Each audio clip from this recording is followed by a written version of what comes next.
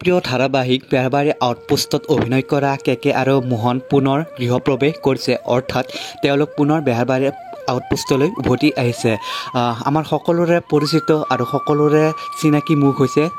বেহাৰবাৰী আউটপোষ্টৰ কেকে আৰু মোহন বন্ধু বান্ধৱীসকল তেওঁলোকে এটি প্ৰমোচনৰ জৰিয়তে সকলোকে জনায় যে তেওঁলোক অতি সোনকালে বেহাৰবাৰী আউটপোষ্টলৈ সম্পূৰ্ণ এপিছ'ড লৈ আহি আছে আৰু তেওঁলোকৰ শ্বুটিং আৰম্ভ হ'ব জানুৱাৰী মাহৰ পৰা বন্ধু বান্ধৱীসকল পোনপ্ৰথমে ভিডিঅ'টো চোৱাৰ আগতে আপোনালোকে এটা কমেণ্ট কৰি জনাবচোন আপোনালোকৰ প্ৰিয় অভিনেতা মোহন আৰু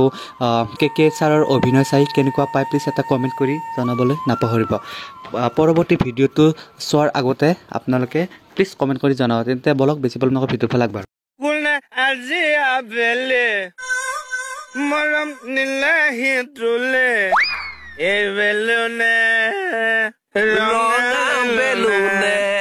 ওই কেকেটা লুটু কপা আইলে জাস্ট কনি ফুটি ওলাই আহিছে ও কৃষ্ণ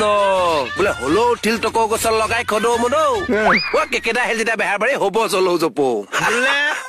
নাৰবাত পাভমা চাৰু এটা কাছ এইটো পেডলৈ পুলিচত তেলেকে আছে কিছু জমাইছে ৰে ৰবচোন এই কৰোনা যোৱাটো 5 বছৰমান হ'ল এইখন কিয় লগাই আহিছে বলে আমুল মুল নাম্বাৰ 1 গুন্দ দিনতে ভাই আছো লিজে উঠিছো ভাই এতিয়া কিন্তু 100 জমিব ৰে কেকেটা ক'ৰ পৰা আহিল